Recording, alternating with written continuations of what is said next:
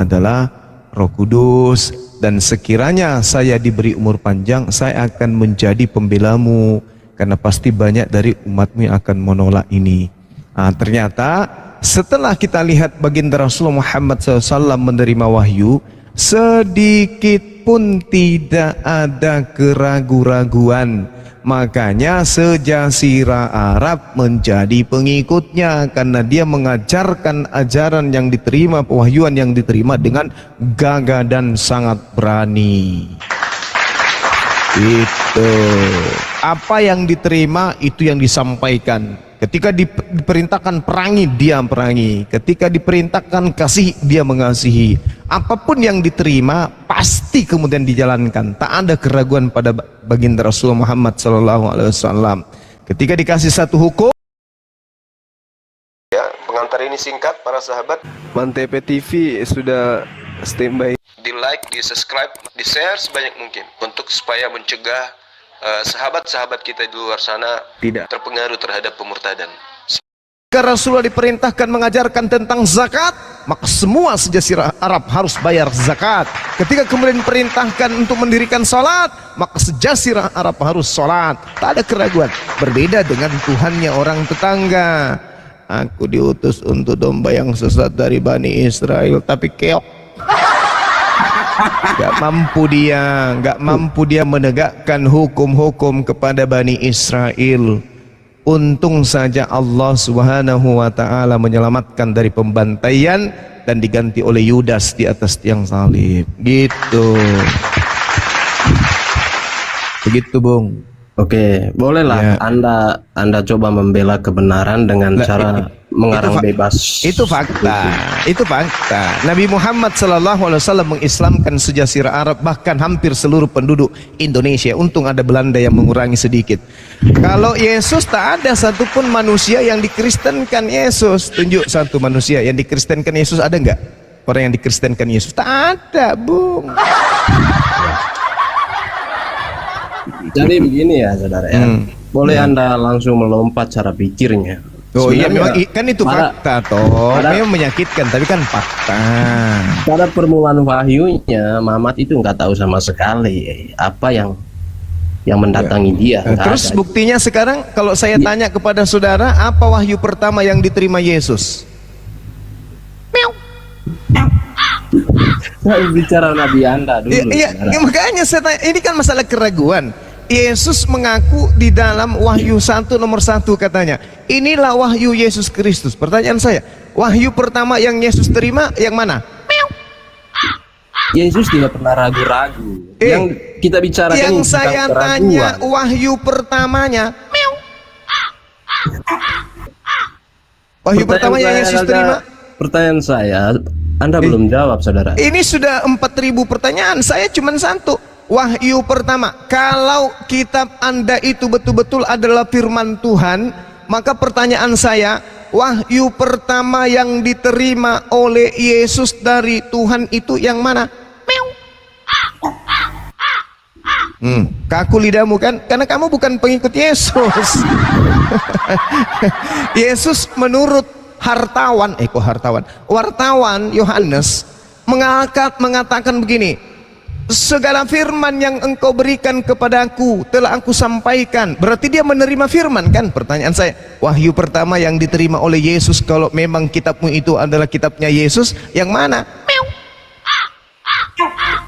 Saya bisa menjawab itu semua saudara, ya, tapi silakan. Kamu harus jawab saya dulu. Sudah dijawab tadi, Alkitab tidak ada menyembah Tuhan mantan mayat. Sudah dijawab kok. Silakan Anda jawab. Dari tadi kamu ditanya. Wahyu pertama, ayo silakan. Kalau agama Anda itu ajarannya Yesus, tolong tunjukkan agama wahyu pertama yang diterima Yesus yang ada di kitab kamu itu yang mana? Oke, Anda membuat sebuah pertanyaan dari ayat yang mengatakan bahwa segala firman yang telah kau berikan kepada saya telah kusampaikan kepada mereka, dan Anda mengambil itu untuk menjadikan sebuah pertanyaan bahwa Yesus ini pernah menerima firman. Iyalah, pasti dia kan penerima firman. Iya, saya tahu cara berpikir Anda seperti itu mungkin. bukan Tapi mungkin, firman memang yang begitu. perlu Anda ketahui, firman itu adalah Yesus itu sendiri. Nenekmu kiper. Aduh, ini yang saya tanya. Firman menerima firman, jeruk makan jeruk. Wahyu pertama yang diterima oleh Yesus dari Tuhanku itu yang mana? Supaya kita tahu bahwa agamamu itu adalah agama yang diajarkan oleh Yesus, buktikan mana firman yang pertama kali Yesus terima dari Tuhannya. Yang mana? Tepolius yang mulia? Ataukah dari Paulus? Nah, dengar. Ini yang ya. mana? Pada mulanya firman. Kan saya udah terangkan. Kamu mengambil ini untuk menjadi pertanyaan. Ya, Tapi kamu apa sih? Ini pertanyaan tahu. yang kamu punya kewajiban menjawabnya. Ya, Kau kan tapi kamu mengaku pastikan nih. dulu, saudara. Firman itu kan Yesus itu sendiri. Ini Kan? nenekmu kiper. Apa firman itu? Firman itu adalah kalam. Yesus itu manusia, anak Maria. Saya tidak butuh iman Kristenmu. Silakan Anda bungkus. Anda Yohanes bungkus. 1, saudara. Yohanes 1 sampai nomor 14. Apa Seperti itu? apa yang Anda ketahui tentang itu? Yang saya tanya Wahyu 1, Wahyu pertama yang diterima. Kalau di Rasulullah kan Iqra bismi rabbikal ladzi khalaqal insana min alaqa. Itu wahyu pertama. Nah, Yesus juga menerima wahyu. Tolong tunjukkan wahyu pertama yang mana? Nah, ini biar saudara nggak pertanyakan terus. Sebabnya apa yang Anda pertanyakan itu nggak ada di sebenarnya. Loh, berarti Makanya- Yesus tidak menerima wahyu. Penting bagi Jibril untuk mengatakan baca. Berarti Yesus tidak menerima wahyu. Yesus tidak menerima wahyu. Wahyu apa yang diterima Yesus? Yesus tidak menerima wahyu. Loh. Segala firman, aku tidak berkata-kata dari diriku sendiri. Apa yang aku katakan adalah apa yang diperintahkan oleh Tuhanku untuk aku katakan dan aku sampaikan. Pertanyaan saya, mana perkataan pertama kali yang diterima oleh Yesus dari Tuhannya? Mana? Jawab. Mana? Kan udah dibilangin. Apa itu? Karena firman itu sendiri adalah Yesus. Tidak bisa kayak begitu. Yesus itu penerima firman. Yesus itu diutus ke atas muka Tidak bumi bisa ini begitu. untuk Tidak bisa menyatakan begitu, firman. saudara. Alasan Loh. saudara apa? Kali apa? Loh, Yesus Alasan saudara mengatakan. di Yohanes 1 kan sudah dijelaskan. Oke, saya Siapa bacakan. firman itu? Itu bukan sabda Yesus, itu karangan orang yang tidak jelas. Sekarang begini, Yesus menerangkan dirinya di dalam Yohanes 14. Firman yang keluar dari mulutku adalah bukan dari diriku, tetapi dari Dia yang telah mengutus aku. Pertanyaannya Bang Suma, mana wahyu pertama, mana ilham firman pertama yang Yesus terima? Tunjukkan. Firman yang diterima Yesus yang adalah Yesus itu sendiri adalah manusia. Apa-apaan kau, Ayu? Bukankah Yesus itu nggak jadi manusia? Loh, itu konsep Bukankah paganisme, Yesus itu itu nggak jadi konsep manusia? pagan, itu konsep pagan yang dibawa oleh Romawi. Yang saya tanya ini Yesusnya. Konsep Yesus pagan mana? itu- Konsep pagan mana yang mengatakan bahwa Tuhan menjadi manusia? Konsep pagan mana?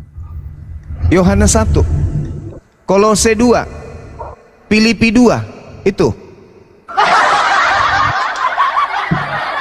Yang menolak itu dikatakan antikristus atau anti Mesias. Kalau Anda mau berbicara dikatakan antikristus, antikristus itu adalah Kristen. Kristenlah antikristus itu. Mau bukti? Buktikan bukti. kalau Kristen itu antikristus. 1 Yohanes 2 nomor 22. Siapakah pendusta itu? Bukankah dia yang menyangkal bahwa Yesus itu adalah Kristus? Oke? Nah, Kristen kenapa menuhankan Yesus kalau Kristen menganggap Yesus itu Kristus? Kenapa Anda tuhankan? Sedangkan Kristus itu adalah manusia. Ayo. Ketika Anda menuhankan Yesus, itu sama dengan Anda anti terhadap Kristus. Karena Kristus itu hanyalah perantara manusia yang diurapi yang datang kepada Bani Israel. Apa Kristus itu? Kristus itu adalah manusia yang diurapin, bukan Tuhan. Lalu kenapa Anda tuhankan? Inilah yang dikatakan 2 Yohanes 2 nomor 22.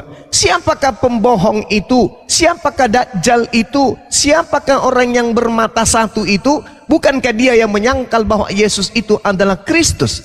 Dialah itu adalah antikristus. Yang menolak yang diurapi itu siapa?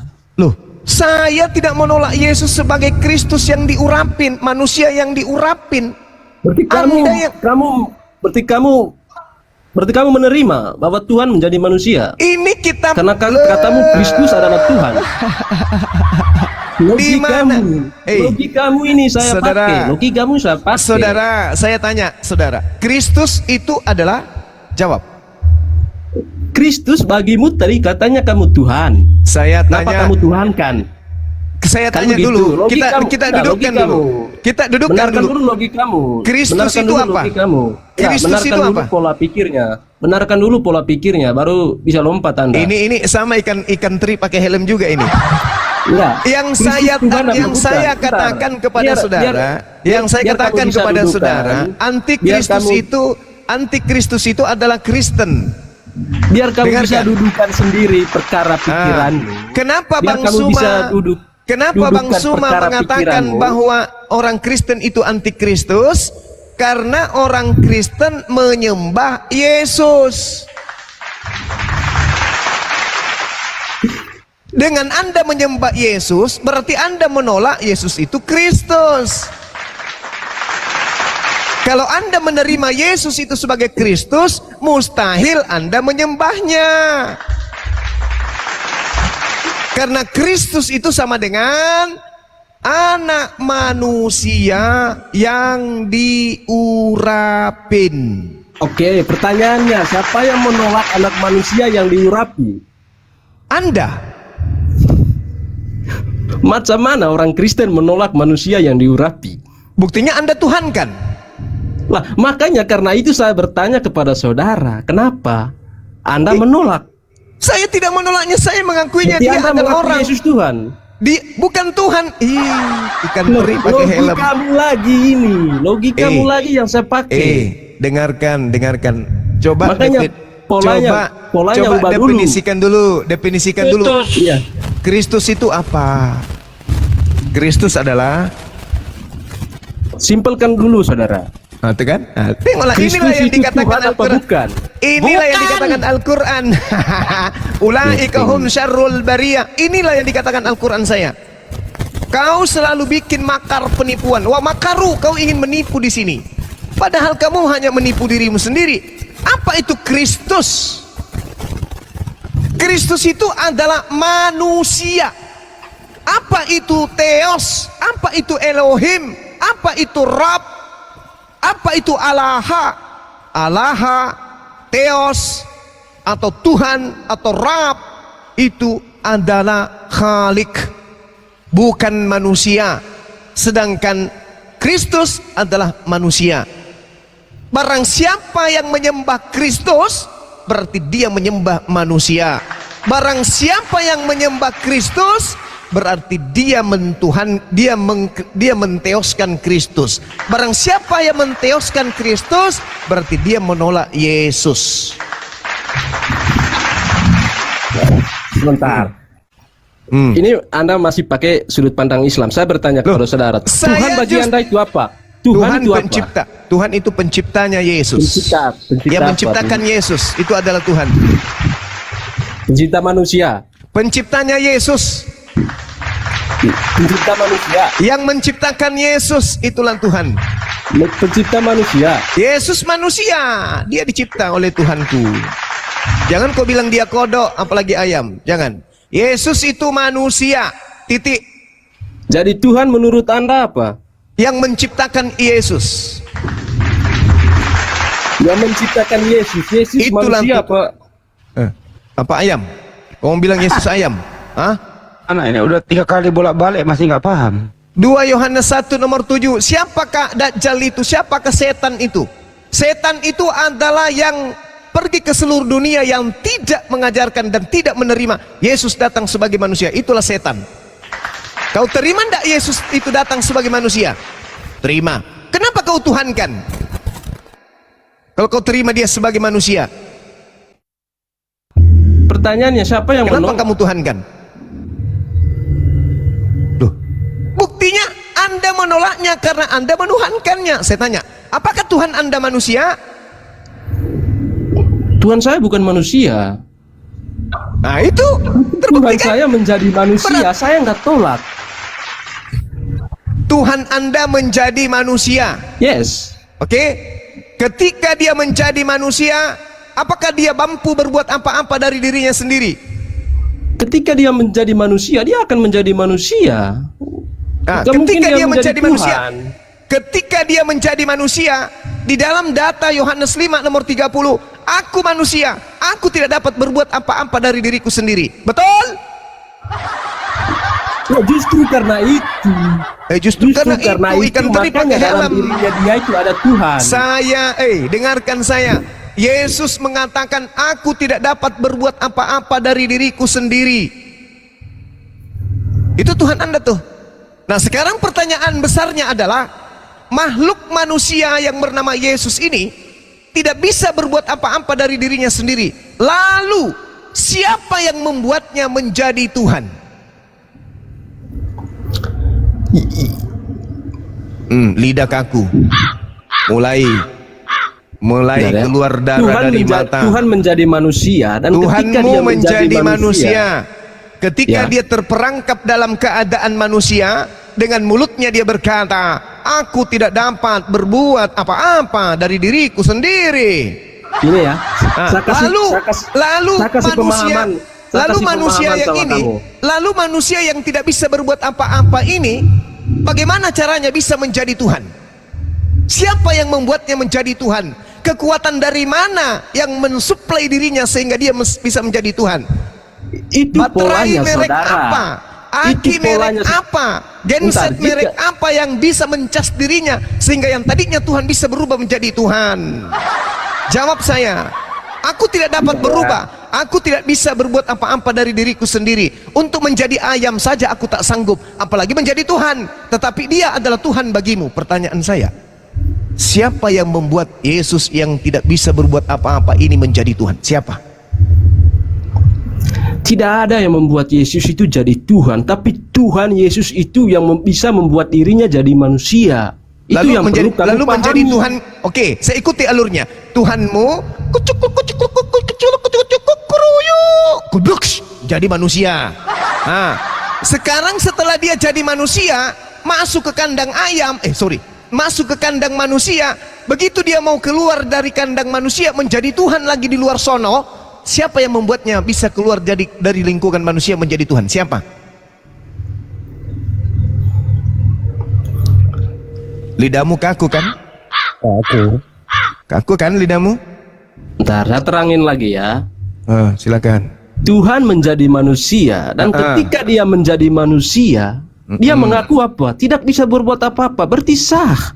Nah sekarang karena kalau dia bisa berbuat apa-apa, kita sudah sampai level itu. Kita sudah sampai level itu. Sekarang bagaimana Tuhanmu kalau kamu sampai level itu, sudah sampai level itu. Sekarang Tuhanmu yang manusia ini. Saya uji kamu. Sekarang logika kamu. Setelah sampai pada level itu, dengarkan, jangan kau seperti Rudi Yohanes kau. Ikan teri pakai helm, udah tidak ada ilmu, sombong kau. Tuhanmu yang sudah terperangkap dalam dimensi kemanusiaan, bagaimana caranya dia bisa seperti satria baja hitam berubah? Bagaimana caranya Tuhanmu yang manusia ini merubah dirinya kembali menjadi pencipta langit dan bumi sebagai penguasa, yaitu sebagai Tuhan? Bagaimana caranya? Siapa yang membuatnya? Sementara dia tidak bisa berbuat apa-apa lagi dari dirinya. Untuk sekedar makan pepaya busuk aja dia sudah nggak sanggup. Dia tidak bisa berbuat apa-apa dari dirinya sendiri. Nah sekarang bagaimana caranya nih? Dia sudah terperangkap jadi manusia. Dia tahu hari kiamat, tak bisa. Ayo, membuat buah ara berbuah, tak bisa. Ayo, bagaimana caranya dia yang sudah jadi manusia pelangak pelongok sana sini? Gimana caranya bisa menjadi Tuhan kembali? Ayo, kasih saya data. Oke, bagaimana cara dia untuk menjadi Tuhan kembali ketika Iya. dia menjadi manusia kan? Iya. Kan udah diawali dengan pernyataan tadi, dia tidak bisa berbuat apa-apa sebagai manusianya. Makanya, karena masih ada Tuhan dalam dirinya, makanya dia bisa membangkitkan dirinya kembali. Sebab Ya, kalau dia mengaku sendiri. dan dia menjadi manusia, dia bisa berbuat apa-apa jadi manusia. Maka pertanyaan saudara itu berlaku di situ. Ikan teri Logikamu pakai tuh helm. diperbaiki dulu. Ikan teri pakai helm. Tuhanmu menjadi ayam. Oke, misalnya nih, ada ayam menjadi sapi. Sapinya ingin menjadi kembali seperti ayam. Tapi sebagai sapi dia berkata, saya tidak bisa berbuat apa-apa dari diriku sendiri. Pertanyaannya, si sapi ini untuk menjadi ayam, siapa yang membuatnya bisa menjadi ayam kembali? Jawab. Oke, saya ikuti. Saya ikuti. Ayam menjadi sapi. Ayam menjadi sapi, dan ketika menjadi sapi, si sapi ini mengaku tidak bisa berbuat menjadi apa-apa. sapi seutuhnya. Tidak bisa Artinya berbuat tidak bisa apa-apa dari dirinya seutuhnya. sendiri. Seperti masih ada sayap di si sapi ini. Masih ada bukan sayap sapi di itu sapi namanya. ini. Sapi campur ayam. Itu bukan sapi namanya, itu bom. Pengakuannya. Dasar lu. Ini konteks logikamu, begitu cara Loh, berpikirnya. bagaimana Ketika dia mungkin menjadi kamu sapi, kamu pernah sepenuhnya tidak dia nggak melihat mengaku. ada sapi punya sayap? Hah? Konteksnya, ini pengambilan konteks, saudara. Pencocok logikan konteksmu. Itu makanya aku bilang kau itu tidak masuk akal. Agama kau itu akal-akalan. Bukan nggak masuk akal, akalmu yang nggak Akal-akalan. masuk. Agamamu itu irasional. Mana ada sapi pakai sayap? Ku pikir Akalmu yang nggak bongbong. masuk, saudara. Akalmu yang nggak masuk. Tuhanmu, Kamu Tuhanmu mengambil datang contoh. Sebentar, di dalam kamu Kolose, mengambil- dengar dalam kamu mengambil Filipi 3, contoh. Filipi 2, nomor 6, nomor 7. Dia tidak mempertahankan kekuasaannya sebagai Tuhan, melainkan mengosongkan dirinya, mengambil rupa hamba, menjadi manusia. Nah tuh, bahkan taat sampai mati, dibunuh orang di atas tiang salib. Nah tuh, sekarang pertanyaan saya, Tuhanmu yang sudah menjadi manusia ini, mulutnya sendiri yang berkata, aku Tuhannya si Gepeng ini tidak bisa lagi berbuat apa-apa dari diriku sendiri. Nah, terus dari mana narasi yang kamu bangun? Pada dirinya masih ada sayap. Ilmu dari mana itu?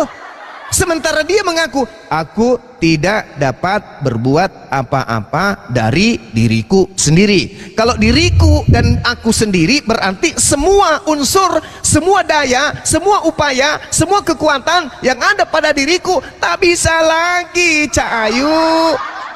Nah sekarang pertanyaannya, bagaimana berlaku sama. kemudian manusia lemah ini yang tidak bisa berbuat apa-apa dari dirinya sendiri ini bisa menjadi pencipta yang maha kuasa? Oke, itu pertanyaannya sama saja. Sapi Manusia bersayap. lemah ini, ya, artinya kamu udah mengerti.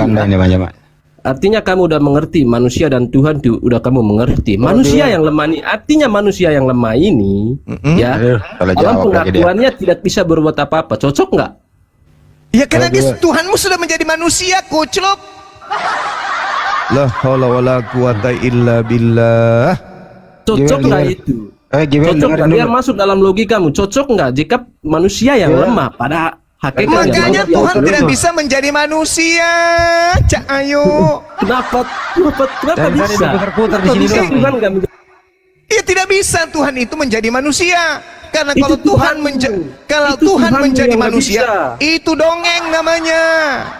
Mana ada Tuhan menjadi manusia? Bilangan Tuhanmu yang nggak 23. bisa. Tuhanmu Apa? yang nggak bisa jadi Oke. manusia karena Oke. Tuhanmu banyak Tuhanmu- mustahilnya. Oh gitu. Kalau Iya. kalau Tuhan bisa menjadi manusia, berarti Tuhan bisa menjadi ciptaan. Loh, kenapa nggak bisa? Kenapa kamu membatasi? Nah, yang menciptakan Tuhan yang tercipta tadi itu siapa? Tuhan pencipta. Ya, Tuhan yang Tuhan menciptakan dirinya sendiri gitu. Tuhan pencipta. bisa menciptakan dirinya sendiri. Manusianya Bisa. Yesus itu loh, yang menciptakan manusianya Yesus. Berarti Tuhan menciptakan dirinya sendiri. Dengarkan manusia gepeng. Kalau ada ciptaan, meski kau kasih gelar Tuhan, tetap aja namanya ciptaan. Berarti Yesus itu adalah sama dengan Tuhan ciptaan.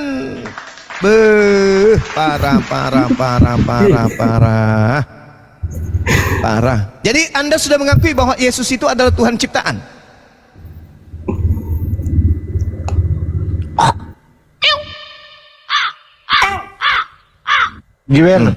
Putar kemana lagi anta?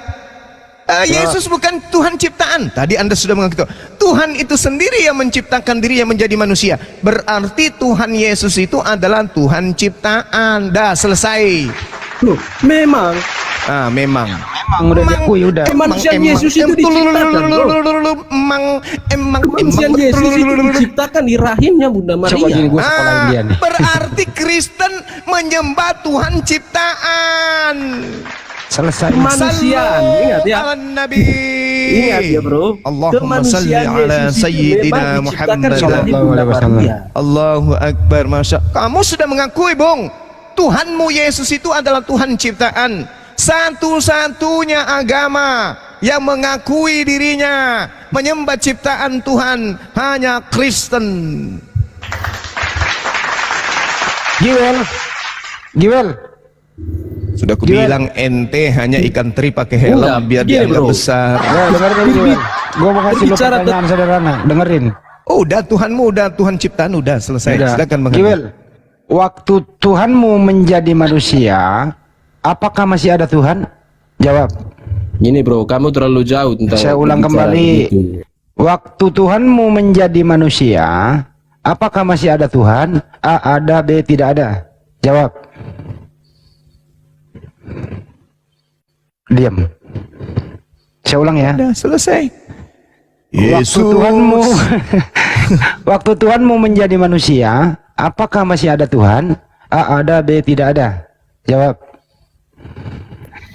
Logikamu gimana bro? Waktu Tuhan menjadi manusia, apakah Tuhan itu ada? Kan begitu Iya, simpelnya. apakah masih ada Tuhan? Premismu gimana? Tuhan menjadi manusia. Ingat, Tuhan menjadi manusia itu Ini sih ada kok dong. enggak. Ya Tuhan menjadi manusia, hei. Iya, kenapa kamu Tuhan. bilang tidak ada? Tuhan itu ada berapa? Tuhan itu cuma satu. Tuhan menjadi manusia itu tetap Ketika masih ada Tuhan dong. yang Tuhan satu yang menjadi ini, manusia itu ada. ketika Tuhan yang satu ini merubah diri menjadi manusia, Tuhan di situ ada berapa? Oh, Tuhannya itu, Tuhan yang merubah diri itu kan Tuhannya. Iya, saya tanya samamu. Nah, itu Tuhan kan itu logikamu satu. susah banget di situ. Tuhan itu satu menjadi Iya, manusia. Tuhan yang menjadi manusia itu Setelah tetap Tuhan yang Tuhannya. satu ini menjadi manusia, Tuhan pada saat yang satu ini menjadi manusia, wujud Tuhan pada saat itu apa? Wujudnya manusia. Manusia itu pintar. Nah, sekarang sekarang Tuhan yang sudah menjadi manusia ini tinggal satu, yaitu yang menjadi manusia. Nah, tak ada lagi Tuhan yang lain, tinggal Yesus. Pertanyaannya, ketika Tuhan itu tinggal Yesus, ternyata Yesus ini adalah Tuhan ciptaan. Pertanyaan saya, ketika Tuhan kemudian membuat kandang, masuk dia dalam kandang itu sendiri, menurut saudara, jadi manusia dia, ternyata dia terpenjara oleh keadaan kemanusiaannya. Dia tidak bisa berbuat apa-apa lagi. Pertanyaan saya tadi, siapa lagi yang bisa membuatnya menjadi Tuhan kembali? Jawab. Oke, ketika Tuhan masuk dalam kandang dan terperangkap di situ, ingat dia ada masuk dalam kandang itu jadi apa dulu? Jadi ayam. Oh, jadi ayam. Lihat pengakuan dari ayam ini. Lihat pengakuan dari Apa? ayam ini. Bagaimana pengakuan dari ayam ini? Aku tidak dapat berbuat apa-apa dari diriku. Jadi ayam ini enggak sepenuhnya. Yang bicara tadi aku tidak dapat berbuat apa-apa dari diriku, Ayam. ini siapa? Ayam. Tuhanmu kan? Ayam. Tuhanmu kan? Ingat. Tadi Tuhanmu. kamu masuk kandang, terperangkat. Kau jangan larikan, ceritakan itu cuma ayam. analogi supaya kau itu sehat. Tuhanmu menjadi manusia. Ya. Tuhanmu manusia. tinggal satu, memang satu katamu, yaitu Yesus. Nah, Dalam Tuhanmu, pengakuan manusianya gimana? Tuh. Memang dia menjadi manusia 100% atau 50%? 100% dalam pengakuannya gimana? Ya, berarti 100% manusia. Iya, pengakuan Sebagai- kalau 100% manusia itu harusnya gimana? Lemah dong. Ya lemah memang. Kan dia Iya. mengaku. Nah, dia kan mengaku. Dia kan Dia tidak mengaku. bisa karena dia lemah, tidak bisa berbuat apa-apa, berarti fix dia 100% manusia. Ah. Tidak bisa berbuat apa-apa. Yang Pertanyaannya, berbuat dalam dirinya Yesus siapa? pertanyaannya adalah manusia ini bagaimana caranya dia bisa menjadi Tuhan kembali? Pengakuannya gimana? Kembarannya kemanusiaan Rudi ini Yohanes. tidak bisa berbuat apa-apa dari dirinya sendiri, saudara. Ya, Kamu harus mengerti itu. Iya, terus untuk menjadi Jadi Tuhan. manusia ini sudah mengaku Iya, bahwa untuk menjadi kemanusiaan Tuhan tidak kembali, bisa berbuat apa untuk sendiri. menjadi Tuhan kembali, bagaimana caranya? Untuk dia menjadi Tuhannya kembali, ya tetap dalam dirinya dia kan bukan 100% manusia, ada Tuhan. Tadi dibilang 100%. Tadi dibilang 100%. Saya ulang pertanyaannya.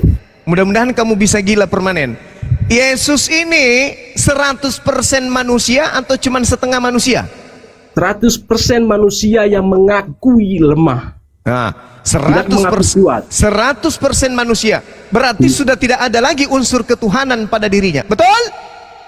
Loh, namanya manusia kan beda sama Tuhan. Iya, makanya saya tanya. Yesus mengaku 100% manusia. Berarti Ya. pada diri Yesus tidak ada lagi brother. 1% pun unsur ketuhanan. Betul?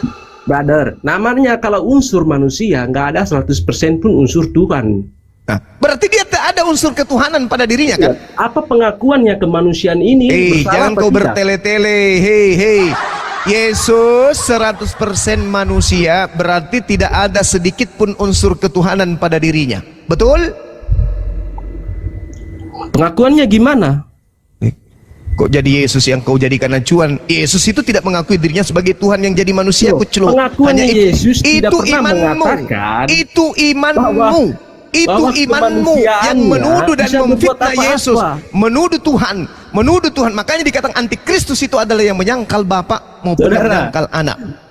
Sekarang Harus saya akal tanya, sehat kalau dalam membaca itu. Menalar juga penting ya. ikan teri pakai helm kayak Udah gini. 100, udah Ini 100%. kau itu hanya ibaratkan tabung gas Udah yang dikasih roh sampai kau bisa 100%. bicara kau. Otakmu itu nggak 100% dia berfungsi sudah kau. jadi manusia. Dengarkan tanpa saya. cacat dalam pengakuan. Logikamu saja yang dibutuhkan di situ, brother. Logikamu saja. Jangan kau panggil brother sama saya tidak pernah bersaudara dengan monyet. Oke? Tuhanmu, dengarkan. Hanya disentuh sebuah akal sehat. Tuhanmu memahami itu saja. Tuhanmu Sulit bagi menjadi manusia 100%. Tidak ada lagi Pengakuannya nggak ada unsur, cacat. tidak ada unsur ketuhanan pada dirinya lagi, meskipun 0,1%.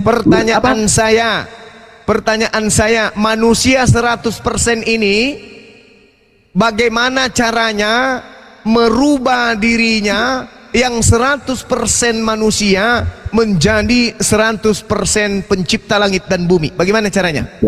Sebab kemanusiaanku tidak dapat berbuat apa-apa. Lalu yang membuatnya menjadi Tuhan?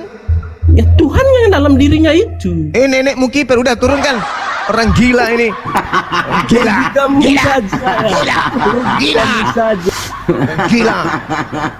Bilang tadi di dalam diri Yesus apakah 100% manusia? Ya, 100% manusia. Lalu siapa yang membuat menjadi Tuhan? Dirinya sendiri, yang ada dalam dirinya itu adalah ketuhanan. Dasar pemakan babi. Kau ke gereja, colok pantat pendeta, habis itu jilat jarimu. Mungkin itu bisa jadi vitamin otak supaya otakmu bisa berfungsi dengan baik.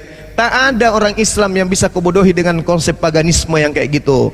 Makanya Al-Quran mengatakan dengan sangat jelas, orang-orang kafir itu lebih hina dari seekor monyet. Di mana dalilnya? Ulaika kal an'am balhum adallu. Mereka orang-orang kafir seperti hewan ternak, bahkan lebih sesat daripada hewan ternak. Ulaika humul gafilun. Mereka itulah orang-orang yang lengah. Kalau ayam yang saya temani ngobrol, hei ayam, kenapa kau menuhankan manusia? Wajar ayamnya bingung karena tak berakal, wajar. Ini manusia dikasih kepala, dikasih otak, dikasih kesempurnaan fisik, ditanya seperti itu, lebih bahlul daripada seekor padale. Dasar gorila. Udahlah, capek ngomong sama orang tak berakal. Dibilang sinting, gila dibilang gila, sinting. Kita pun ikut-ikutan gila dibuatnya. Dibilang gepeng sek deh. Cek dan gepeng. Emang sangat parah. Berhenti menjadi Tuhan, jadi manusia. Waduh, bahaya. Tuhan 100% menjadi manusia. Berapa persen? 100%. Berarti tak ada unsur ketuhanan pada dirinya. Iya. Bagaimana caranya dia menjadi Tuhan? Ya itu kemanusiaannya memang tidak bisa, tapi ada unsur Tuhan di dalam. Mau ku cangkar temunya. Kalau dekat dari saya bicara kayak gitu, ku tumbuk mulutnya pakai sandal jepit. Mestinya bukan kata-kata Tuhan menjadi manusia. Mestinya kalau dia pinter tuh, Tuhan ikut masuk ke dalam diri manusia. Gitu. Harusnya Tuhannya merasuki anak Maria. Jadi Yesus ini hanya kerasukan Tuhan. Nah itu. Itu harusnya ini jadi bulat. Tapi tidak bisa juga dia mengatakan kerasukan Tuhan, Penghandi.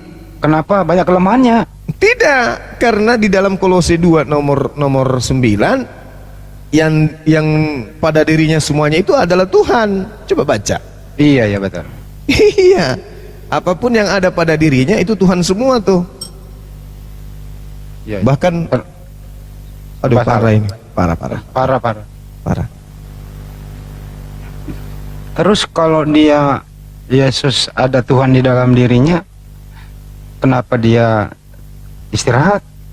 Kenapa dia tidur, makan gitu? Ya yang tidur kan kemanusiaannya Bang Handi. Tapi yang bahaya ini Bang Handi, kenapa dia takut? Betul. Kenapa dia takut kepada malaikat? Takut dia. Malah malaikat memberi dia kekuatan. Nah itu dia. Pokoknya aduh, bahas ini kita ikut-ikutan sedeng dibuatnya lah. Intinya ini semua gara-gara siapa? Gara-gara Santo ini.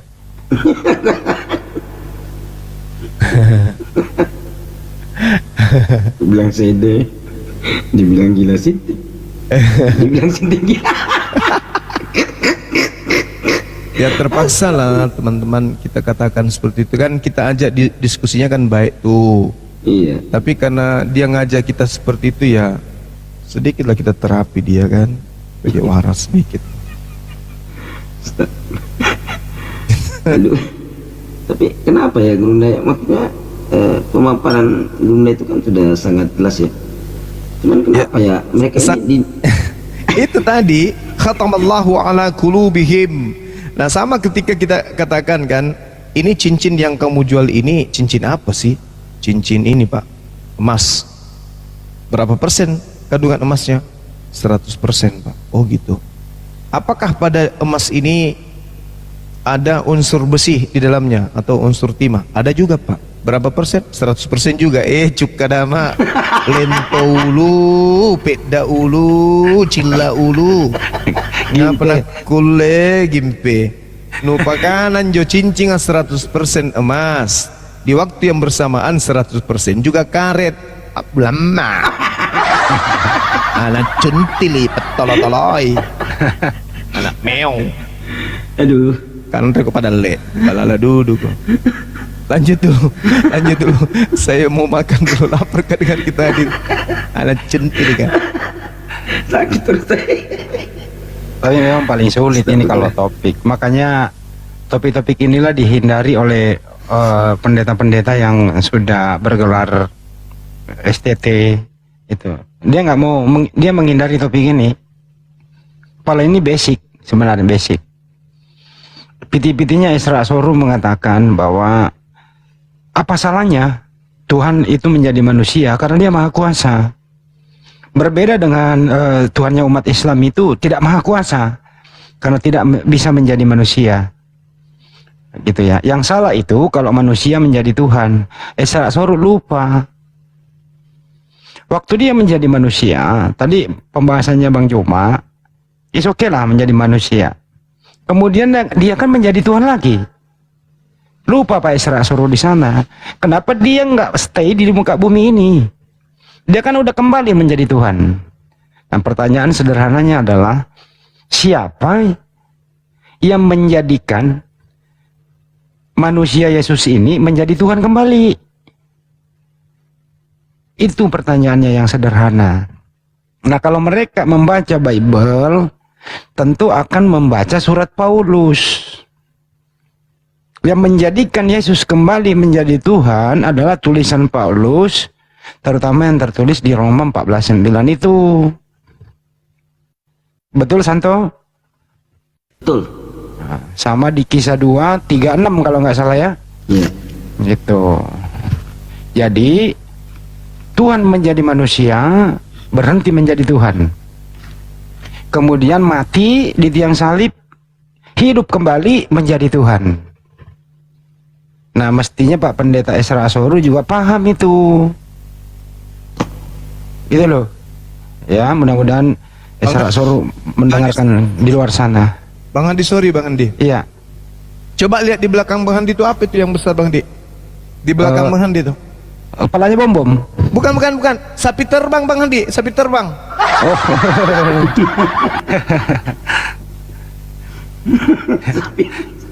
Sapi terbang. Ya malam Jumat ini.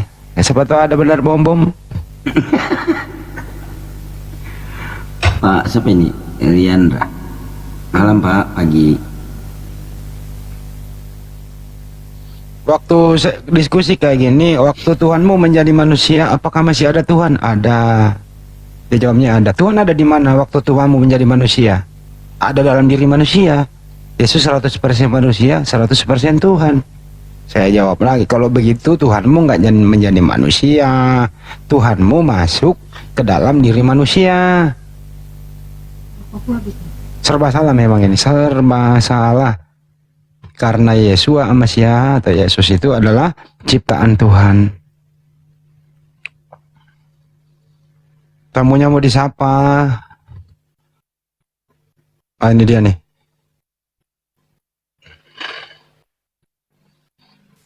Wish. Mati meja. Muslim kali ini. Bang Midi. Assalamualaikum. Waalaikumsalam warahmatullahi wabarakatuh. Bang ini asli Bang Midi. Fotonya. Hah? Oh, malah cuma jangan bikin kaget-kaget.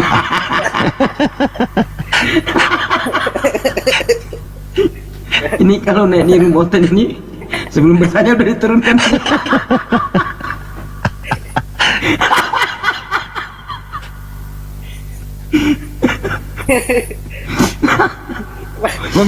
Ini asli apa? Bukan sapi terbang ini. Sapi Jangan-jangan bersayap. ini aku.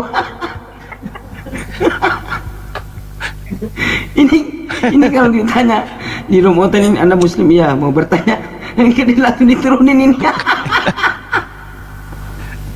Bang Midi silakan Bang Midi. Ini kalau foto asli nggak apa-apa diteruskan Bang. Kalau bisa nyukur gitu. Ini Nyukur semua lah Bang. Ya. Ya.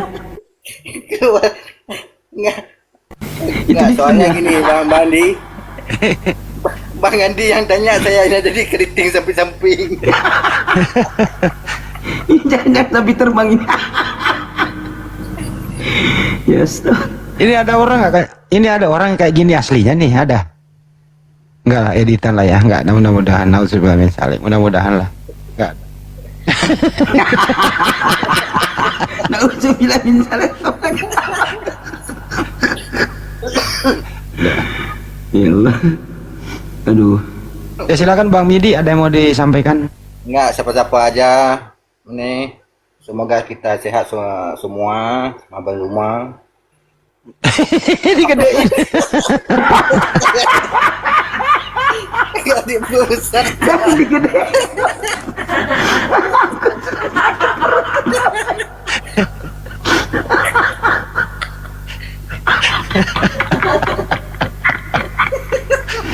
Aku kumis lagi.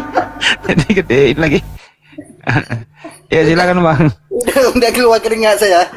Assalamualaikum warahmatullahi wabarakatuh. Waalaikumsalam.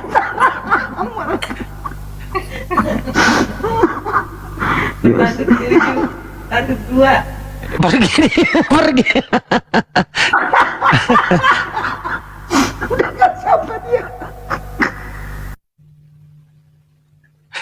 Itu Mbak D, malam Jumat Mbak Billy naik kayak gini, aku nakutin kayak sapi terbang.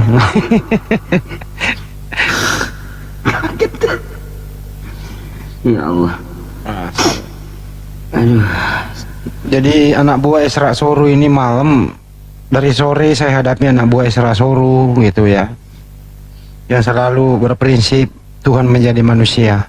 Ini loh Pak Isra Soru, kalau sering Anda mengatakan karena dia maha kuasa terus dia bisa menjadi manusia, justru itu kemahakuasaannya terbatas Pak. Waktu dia menjadi manusia, berhenti dia menjadi Tuhan kalau dia jadi manusia, gitu loh.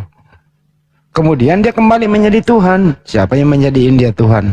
Udahlah Pak Isra Soru, itu piti-piti Anda dihapus supaya tidak banyak orang mengadopsinya masuk ke room ini. Kasihan kan kayak tadi itu ya Pak Isra Soru, mulai didengerin lah. Jadi nggak ada itu Tuhan menjadi manusia. Yang ada adalah Tuhan menciptakan manusia. Itu baru bener. Belum lagi prosesnya menjadi manusia, dia melalui kandungan. Gimana itu kira-kira itu? Kalau udah membahas kandungan, ini Santo di ahlinya nih. Datang dari atas, keluar dari bawah. Kan terkunci dalam kandungan. 9 bulan lagi. Tadi perumpamaannya ayam jadi sapi. Apakah ketika ayam jadi sapi, sapi ini masih ada unsur ayamnya? Ada katanya. Sapi Ya. Sapi bersayap. Bisakah kemudian sapi ini ketika dia jadi sapi dia mengatakan aku tidak bisa berbuat apa-apa dari diriku? Nah, pertanyaan saya, bagaimana caranya sapi ini bisa kembali berubah menjadi ayam? Jawabnya, ya bisa. Karena pada sapi tersebut masih ada sayapnya, kata dia.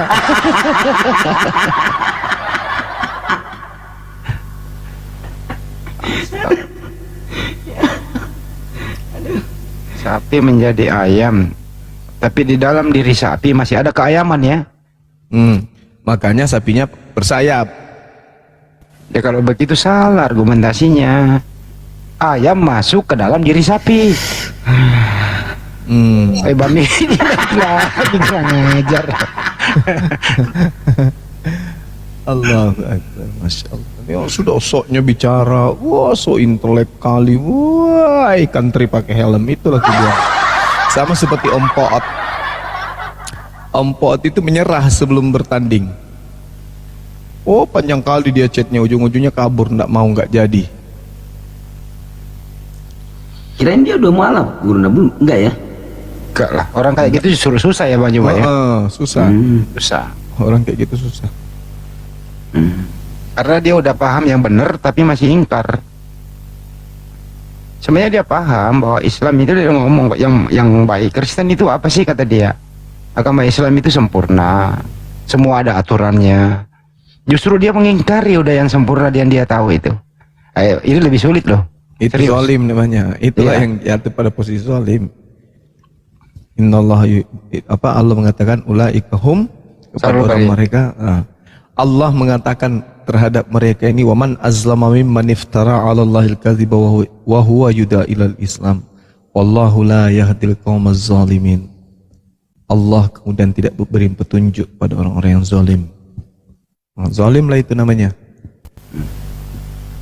Dia sudah tahu yang sebelah kanan ini nasi, yang sebelah kiri ini pupuk urea, yang dia telan pupuk urea.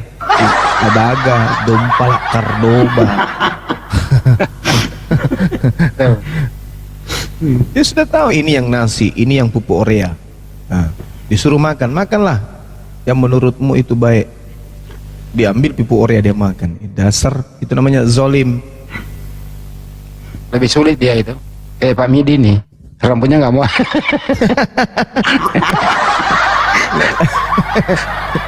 Ini rambutnya ini pakai anti badai ini. Ini kalau datang angin ribut ini, angin ributnya yang lari. Jadi teman-teman di follow beliau. Nanti kalau di tempat kalian itu ada angin topan atau angin badai yang kayak terjadi di Bandung kemarin, telepon segera biar datang bapak ini.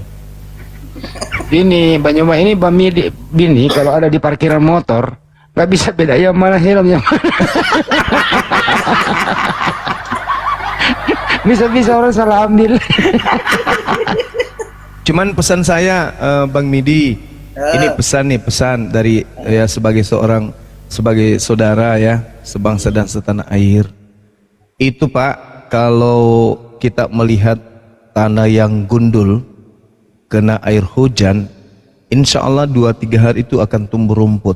Nah, pesan saya, kalau Anda sudah melihat ada awan gelap mau hujan, tolong berlindung Pak. Takutnya nanti kena rintik-rintik hujan, tumbuh rumput di atas kepala. Bisa nanam sawit. Ya Bang. Alhamdulillah Bapak rumah nggak suruh kasih gemuk juga tadi.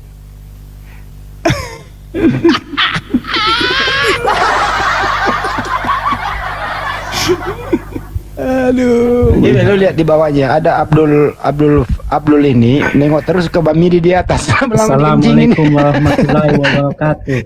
Waalaikumsalam warahmatullahi wabarakatuh. Silakan Bang Abdul. Bang, itu Bang Midi Paulus tuh. Jangan Pak, jangan menyebut kayak gitu, nggak bagus. Bunda Rahma itu. Jangan, nggak boleh. Apakah ini rambut tren 2004? Iya betul. Rambut tren 2004. Kata Mbak D ini rambut tren 24, bukan.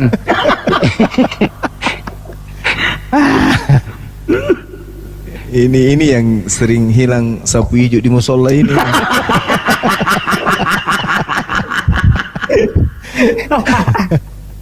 Ternyata dia pelakunya.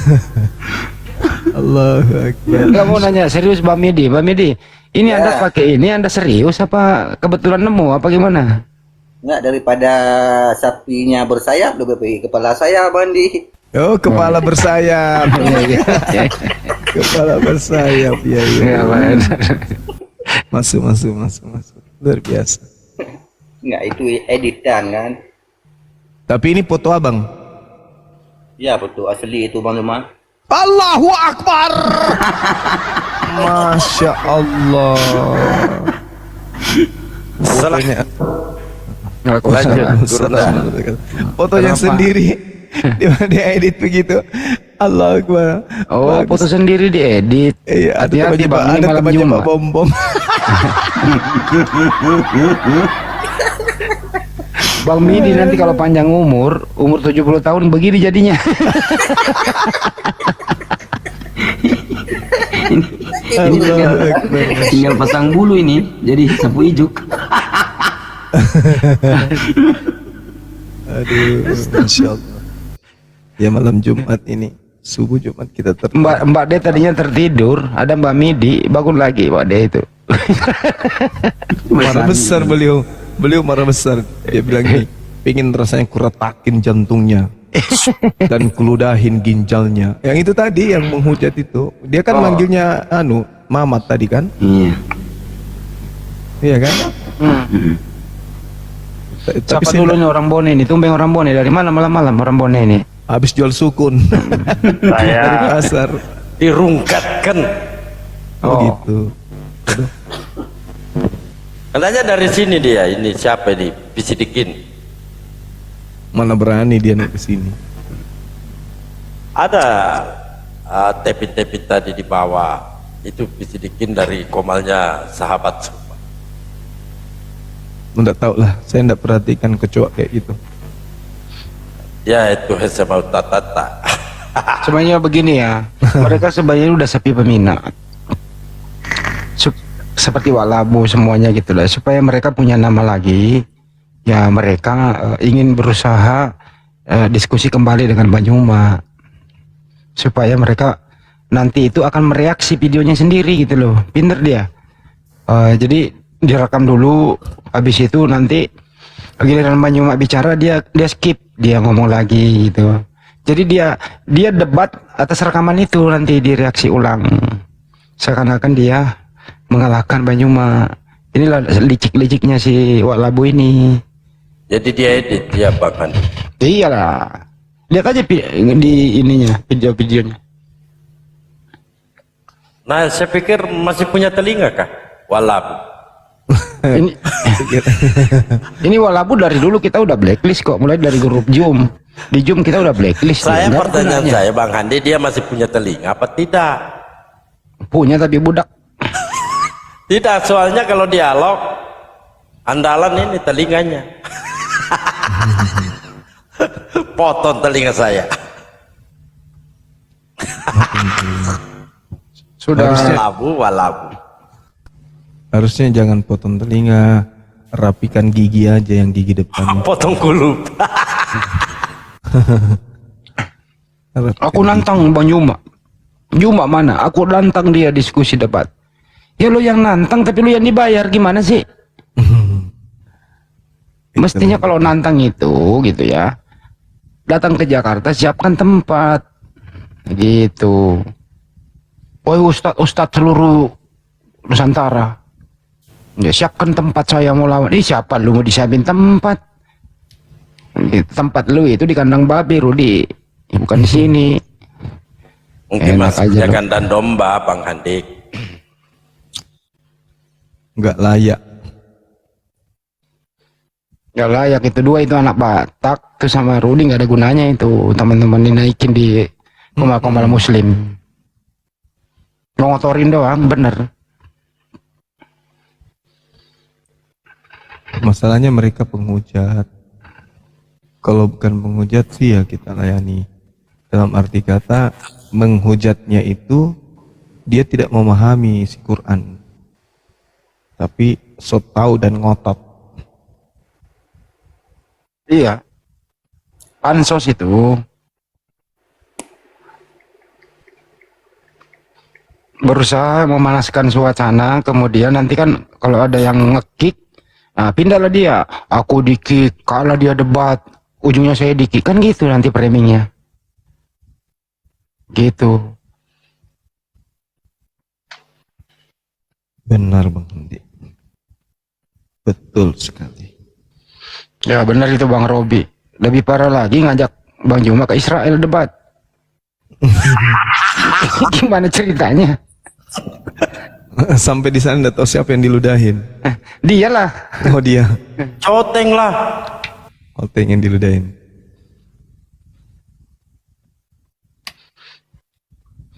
Orang Yahudi itu mana berani menghina Islam. Dia paham bahwa sembahannya sama. Nah, kalau mereka di sana orang bawa salib, orang lagi ibadah, bawa salib, diludahin. Ya diludahin sama bocah lagi. Sapi terbang naik lagi. Ada lagi Bang Midi. Bang Midi gimana? Tanah warisan udah dijual? Belum, tunggu mati satu lagi. Waduh, kelamaan Bang. Kita mau bikin salon ini. Bikin salon. Bang Midi tinggal di mana sih? Di Banda Aceh. Oh, Banda Aceh. Di Langsa? Enggak, di kota Madianya. Oh, kota Madia, Banda Aceh.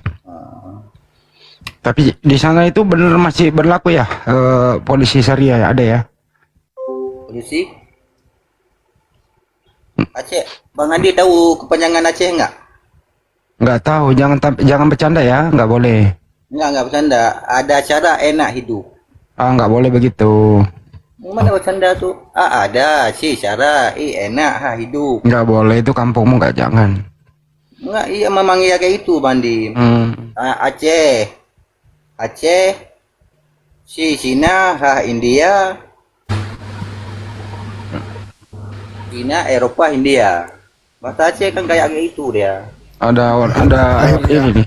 Ada orang dari Pancur Batu nih. Ya, yang aku tunggu-tunggu ini.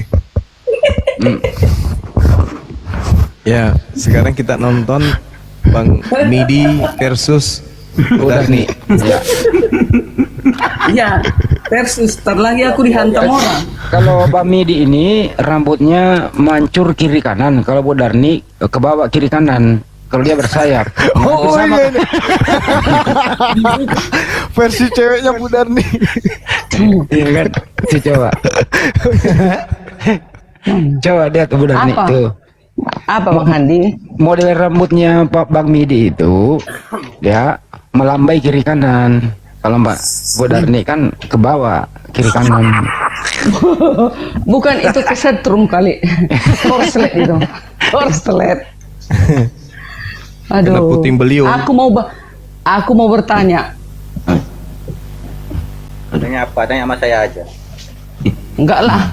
Aku mau tanya Bang Handi dulu yang jawab.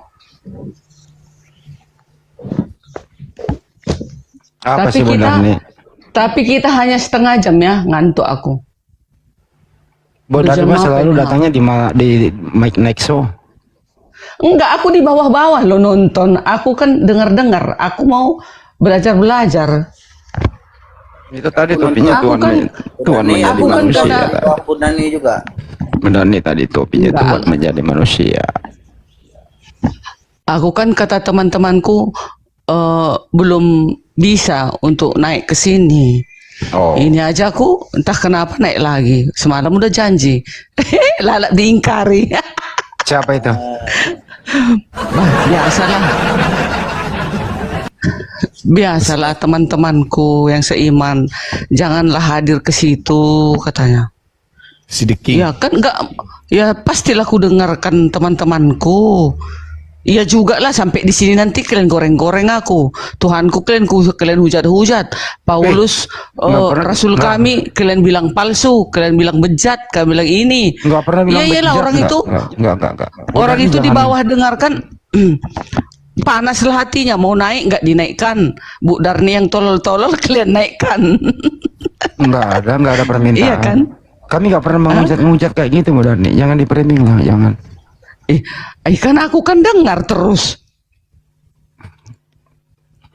Kan Jadi ada kan hak. mereka ada sampai nangis katanya. Kalau Bu Darni naik ke atas, aku sampai nangis lah katanya. Karena Bu Darni asyik tenang aja, nggak mau Bu Darni melawannya. Tolonglah, tolong jangan naik sampai gitu loh kawanku. Ini coba lah. Bu Darni dilarang naik. Iya. Kenapa? Karena kalau aku di sini kalian hujat mati-matian semua para nabi kami. Kok hujat sih? Nggak ada yang hujat kok. Kalau misalnya Yesus, gini loh Bu Yesus. Darni, dengarkan dulu ya, saya luruskan. Apa pernyataan Bang Nyuma kita di sini itu? Kalau kita berbicara itu datanya di Bible ada. Ini entah kenapa aku naik, padahal aku udah janji nggak naik, naik lagi. Aduh, kayak mana tuh? Padahal Karena Bu Darni disaksikan dengerin 9 orang. suaraku, pasti tergoda dengan suaraku. karena kami di sini ganteng-ganteng semua, makanya Bu Darni naik. Enggak lah. Banyak kawanku ganteng-ganteng lebih dari kalian. Kayak kalian-kalian itu masih kecil lah bagiku. Sorry ya. Pada sama Pak Bom tuh begede-gedean. Nanti tunggu nanti kalian lihat videoku waktu nanti kami live di Danau Toba biar kalian tengok kegantengan sahabat-sahabatku ya.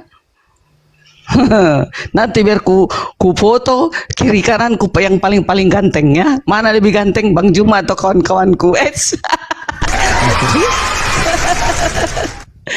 Oh, enggak dong, bukan karena itu. Entah kenapa aku sih mau naik, tapi di sebelah kiri mengatakan jangan. Di sebelah kanan jangan, di sebelah kiri naik. Datang si adik, si sahabat Bang Juma, dijambak-jambaknya aku. Ya terpaksa lah naik. Akhirnya sudah di sini. Tapi semoga aku nanti nggak diserang lagi. Tapi kayak mana pun pasti aku dimarahin Yang ini menyerang Bu Darni, ibu-ibu. yang menyerangi Bu Darni Nyerang. itu, dengerin dulu Bu. Yang menyerang Ibu Dari itu satu, penggiat hari Minggu, pemakan babi, dan tidak disunat. Data itu fakta. Karena nggak mungkin admin menyerang Ibu Darni. Betul apa betul? Ya nggak ada sih, kalau admin nggak ada. Karena Iya. kan di sini kan diskusi di sini kan admin paling si Billy admin. Siapa Enggak, lagi? yang melarang Ibu Darni itu adalah penggiat hari Minggu, tidak disunat, pemakan babi. Yang melarang Ibu Darni naik ke sini, betul? Iya, tapi kan Nah, mereka iya, udah. nggak terima kalau Bu Darni tidak menantang gitu loh. Maunya kan aku serang juga kalian gitu. Ya udah serang aja, nggak apa-apa. Yang penting berdata. Ya aku. Persoalannya gini loh Bu Darni. Ibu Darni mau menyerang, serangan Ibu Darni itu, orang menyerang itu Bu Darni karena ilmunya ada untuk menyerang. Nah kalau orang tidak punya keilmuan yang ingin diserang, endingnya adalah hujatan jadinya. Iya. Beda Karena dengan Bang aku Juma. Begini Mbak, dari saya beda dengan Bang Juma. Apa yang diungkapkan beliau itu argumentasinya berdasarkan tertulis di Bible, jadi nggak ngarang gitu loh. Ayo Bu, apa yang mau Ibu tanyakan silakan. Ya, aku mau tanya. Tapi ayatnya lupa. Bisa kalian lah nanti yang menulis datanya ya. Tapi isinya aja. Nah, aku jujur ini cuman lupa datanya. Daud membaca kitab Al-Quran. Daud membaca Al-Quran. Jadi saya mau tanya, sementara Daud itu nggak pernah mengenal Al-Quran, kenapa ada dicatat di situ Daud itu membaca Al-Quran? Dari mana pula sejarahnya itu? Gitu Bang Juma. Itu Ibu dapat dari mana? Ya, ada datanya, cuman lupa aku di ayat mana itu. Ada nggak tahu kalian ayatnya itu? Hadits. Jujur lah, jujur. Kalau hadis ada. Hadits mungkin. Kalau hadis ada. Nah hadis itu kenapa ada dicatat seperti itu? Daud membaca Al-Quran di bawah pohon, gitu. Kenapa bisa dia baca Al-Quran sementara Al-Quran kan ada di abad ke-8, sementara Alkitab sudah dicatat abad pertama, kedua, ketiga. Nah, jauh kali dong bedanya. Dari mana pula Daud bisa membaca Al-Quran di bawah pohon katanya? Gimana itu? Mana itu ya? Hadis, coba hadis yang tampilkan dulu Ibu. Itu maka aku bilang lupa aku ayatnya, cuman pernah aku dengar seperti itu. Oh ini bisa ditanyakan ini sama Bang Juma atau Bang Andi atau siapa gitu. Iya. Jujurlah dulu, ada kan ayatnya seperti itu kan? Pernah saya baca haditsnya. Itu Daud membaca Al-Quran, ya kan? Nah, itu yang mencatat itu pasti itu dari pihak teman-teman Muslim kan gitu. Nah, kenapa bisa dicatatnya itu sementara mana ada dikenal Daud Al-Quran?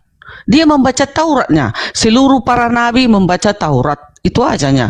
Yang saya tahu dan yang saya pelajari. Kenapa tiba-tiba Daud bisa membaca Al-Quran? Gitu dia Bang Juma. Iya, perlu ini Bu, perlu kemudian kita baca haditsnya gimana konteksnya gitu loh. Karena Al-Quran itu kan bacaan, iya kan, dan Al-Quran itu kan adanya di Lauhul Mahfuz, dan itu adalah kalam Allah. Nah, kemudian ketika kita berbicara mengenai Al-Quran, misalnya nih di dalam Al-Quran surah An-Nisa ayat 163 misalnya, Allah Subhanahu wa Ta'ala memberikan kaidah-kaidah pengajaran kepada nabi-nabi terdahulu, di mana kaidah pengajaran itu ada kemiripan terkait apa yang datang kepada baginda Rasulullah Muhammad sallallahu alaihi wasallam. Contoh misalnya tentang pewahyuan, inna auhayna ilaika kama auhayna ila Nuh wan nabiyyina min ba'di. Sesungguhnya kami telah mewahyukan kepadamu wahai Nabi Muhammad sebagaimana kami telah mewahyukan kepada Nabi Nuh dan nabi-nabi setelahnya. Maksudnya bahwasanya apa yang dituangkan di dalam Al-Quranul Karim itu sudah pernah dituangkan kepada nabi-nabi sebelumnya, meskipun ya belum disempurnakan. Makanya dikatakan pada hari ini telah kusempurnakan. Artinya ilmu yang datang dari Allah itu sudah pernah kemudian diterangkan oleh Allah kepada Nabi Daud di dalam Zaburnya. Makanya dikatakan dalam Al-Quran, wa ataina Dawuda Zabura, dan kami telah menjelaskan, memberikan kitab Zabur itu kepada Nabi Daud. Jadi kalau saya memaknai hadis tersebut, inna auhayna ilaika kama auhayna ila nuhi wan nabiyyina min ba'di, artinya apa yang diturunkan kepada baginda Rasulullah itu sudah pernah diwahyukan sebelumnya kepada Nabi Nuh dan nabi-nabi setelahnya, tapi bukan berupa kitab Al-Quran yang ada di umat Islam, melainkan sebuah bacaan yang isinya adalah terkait dengan ketauhidan. Silakan. Assalamualaikum Bunda semuanya. Waalaikumsalam. Assalamualaikum warahmatullahi wabarakatuh. Waalaikumsalam. Izin Silakan. abang-abangku di sini serangannya dari Bu Darmi nih, kita jarang dengar nih. Jadi Bu Darmi itu dari Sahih Bukhari 3164 itu sebenarnya salah translate. Bu Darmi ini saya boleh tunjukin ya, izin ya Abang Zuma, ustadz-ustadzku di sini. Silakan. Iya, hadis Imam Bukhari 3164. Iya. Iya, ini saya udah buka ini buat Bu Darmi ini. Bismillahirrahmanirrahim. Tapi Daud sangat lincah membaca kitab. Nah, jadi kalau Ibu pakai hadis soft, ini software yang kita selalu pakai, Sahih Bukhari 3164 ya, betul ya Bu ya? 3164. Ya, telah dimudahkan bagi Nabi Daud Allahi salam Al-Quran. Ini kan di sini masalahnya kan? Ya, Al-Quran. Al-Quran dalam tanda kurung kitab Zabur, dia pernah memerintahkan agar pelanak hewan-hewan tunggakannya disiapkan, maka dia selesai membaca kitab. Nah, dicatat di sini ya Bu ya, membaca kitab sebelum pelana hewan tunggangnya selesai disiapkan, dan dia tidak memakan sesuatu kecuali dari hasil usaha tanggapannya sendiri. Nah, jadi kalau kita baca original teksnya, ini tuh salah translate Bu. Yang sebenarnya ini nggak Al-Quran. Jadi dibaca di sini itu kitabu, itu kitab. Jadi di sini sebenarnya aslinya salam membaca kitab Zabur. Dia pernah. Nah, jadi ini yang benar nih. Jadi kalau Ibu baca original teksnya, nah iya, kan makanya di sini, iya kurung. Makanya iya. Ya, jadi di sini kalau dalam kurung kan ditambah itu, ditambah. Iya, ibuku sayang. Kalau ini kita nggak baca, nih kalau kita nggak baca dan Al-Quran ini jadi kitab. Nah, jadi Nabi Daud alaihi salam membaca kitab. Dia pernah memerintahkan agar pelana, karena kita tahu Bu, kitabnya Nabi Daud itu Zabur. Yes, memang. Nah, iya, jadi bukan Al-Quran, ini salah translate. Jadi kalau Ibu baca originalnya, nggak disebut Al-Quran di sini Bu. Ini di original teksnya nggak ada Al-Quran, kitab di sini. Ada yang Bang Daman nih bisa baca nih, enak banget nih. Di sini nggak ada tulisannya Al-Quran Bu.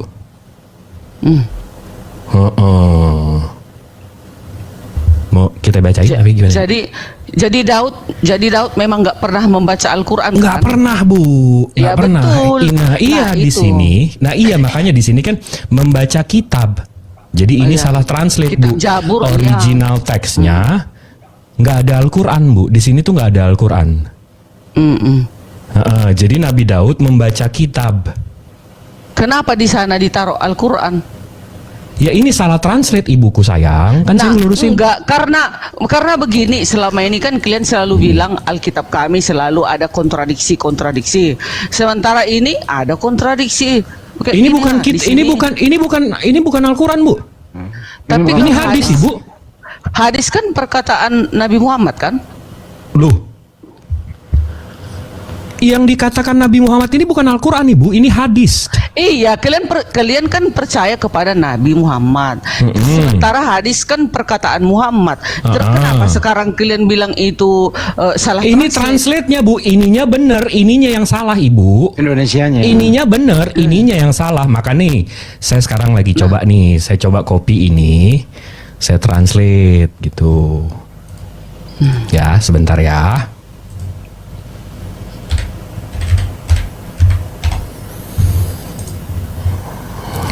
Ini pagi-pagi jangan.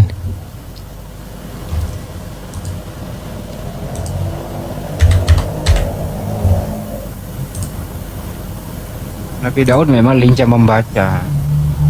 Oh, Daud memang iya, Raja Daud. Tapi di kitab Ibu Nabi Daud direndahkan, dinistakan. Enggak itu dinistakan Bukhari ya? dah. Dinda Jibril. Iya, Bukhari 3164. Ya, Bukhari. hadis Imam Bukhari 3164. Iya. Mantap. Oh ya udah dapat dari tadi. Itu. Jadi berarti kan ada kontradiksi di hadis ya kan? Nah, sementara hadis sementara di hadis ini juga ada yang kita mau ambil juga penerjemahan dari yang lain-lain. Tetap juga di Al-Quran ini dikuatkan oleh hadis kan gitu sebagian. Nah, sebagian ini ada yang salah translate. Kenapa ada di situ Al-Quran? Memang iya. Daud mana pernah membaca Al-Quran kan gitu. Kan udah dijelaskan tadi sama Gunda Zuma, Al-Quran itu bacaan.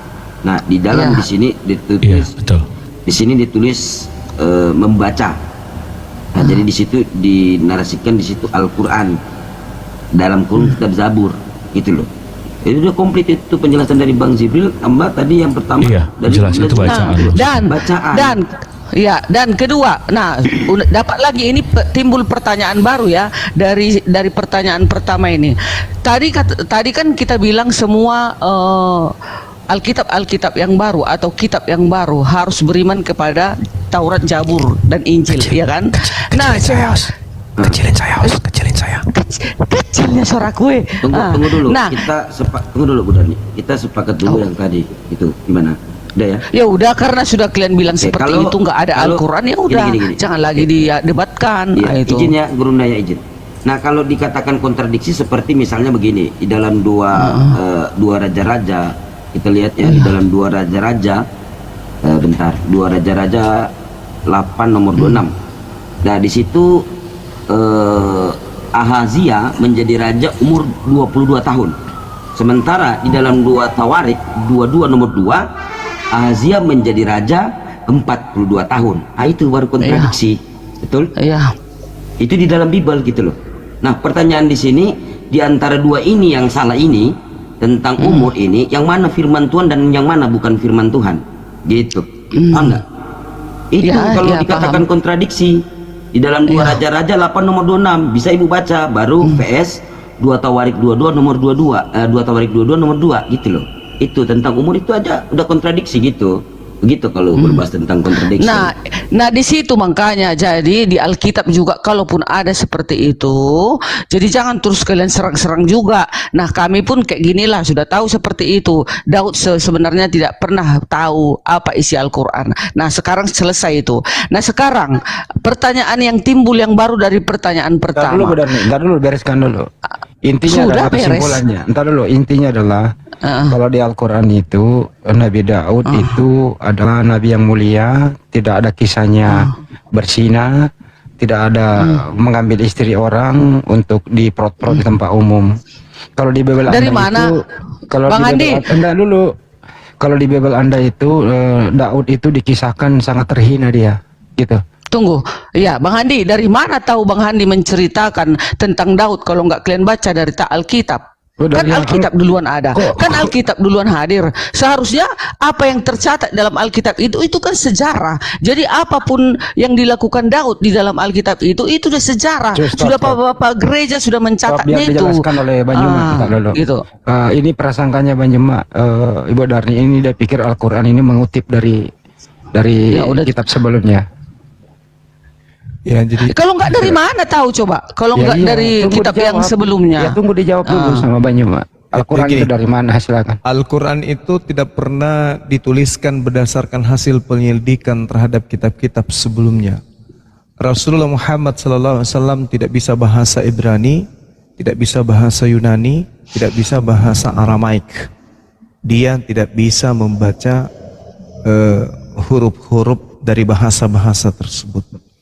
Jadi datang kepada beliau wahyu secara berangsur-angsur. Al-Quran menceritakan tentang kisah-kisah nabi-nabi sebelum beliau tanpa ada belajar. Dia hanya nerima lalu sampaikan, menerima, menyampaikan, menerima, menyampaikan. Mau benar atau tidak yang jelas dia hanya menyampaikan. Dan ternyata setelah disampaikan semua data-data pewahyuan ini, ya kita lihat dalam keadaannya yang sekarang ini apa yang terjadi terkait apa yang diterangkan oleh Al-Quranul Karim. Jadi keliru kalau dikatakan Nabi Muhammad mengetahui tentang Nabi Daud karena belajar kitab sebelumnya. Tidak. Rasulullah menerima wahyu langsung dari langit tentang Nabi Daud ini. Sementara kitab saudara Kristen ini kan berbeda dari hasil yang dihasilkan dari penelitian terhadap kejadian masa-masa lalu. Itu Iyalah namanya, iya kan sejarah. Iyalah harus ada penelitian dong, baru dicatatkan di buku. Gak mungkin Allah menulis Alkitab kan, pasti manusia.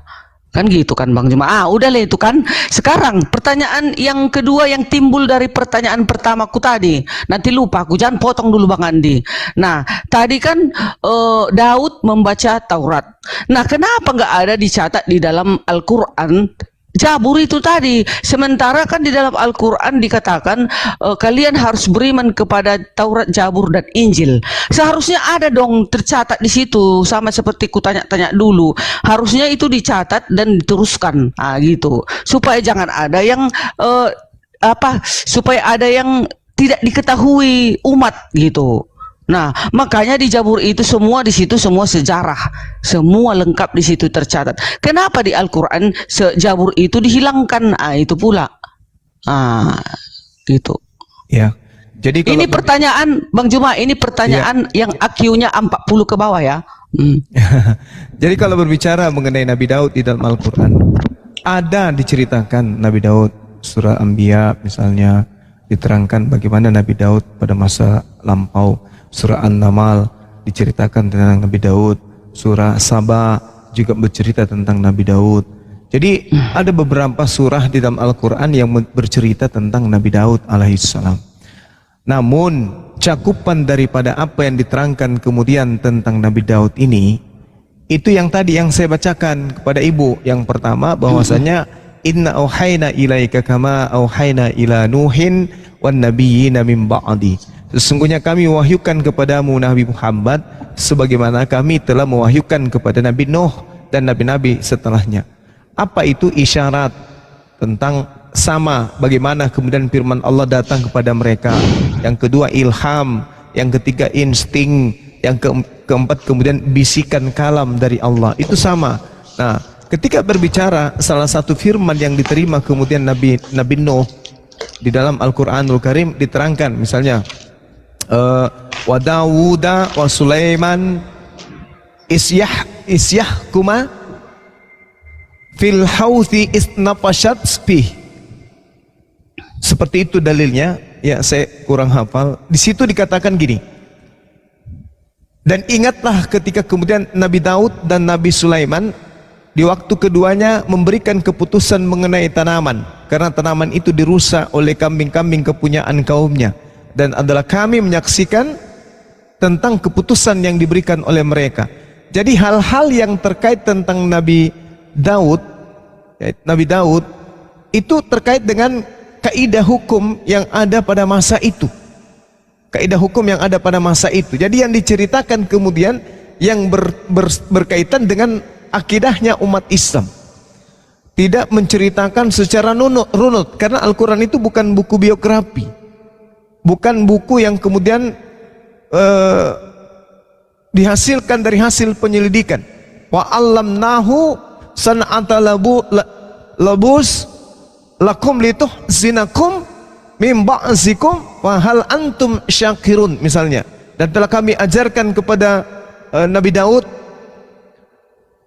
bagaimana kemudian cara membuat baju besi untuk kamu guna memelihara kamu dalam peperanganmu, maka hendaklah kamu bersyukur kepada Allah. Hal-hal seperti ini sebenarnya diberitakan oleh Allah kepada Nabi Muhammad SAW sebagai berita yang gaib, berita gaib yang diceritakan oleh Allah kepada Nabi Muhammad SAW.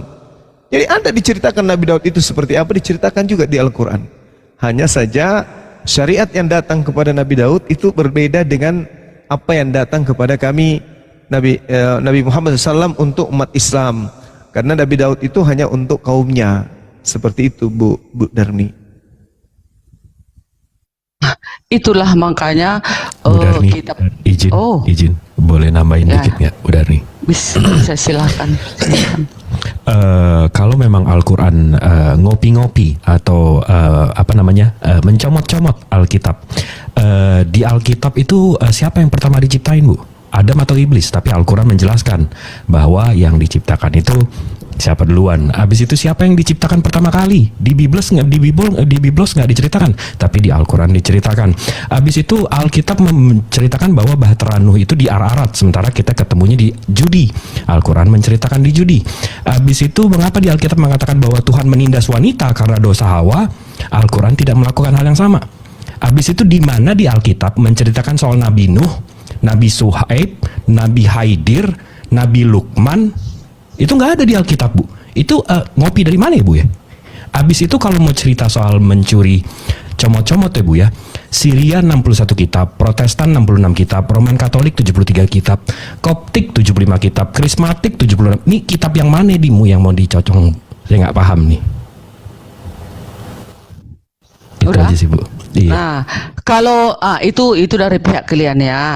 Sekarang di Alkitab dari kami, Alkitab merupakan kitab-kitab agama Yahudi dan Kristen yang ditulis pada waktu-waktu yang berlainan dan oleh para nabi dan rasul Israel yang berbeda di lokasi-lokasi yang berbeda.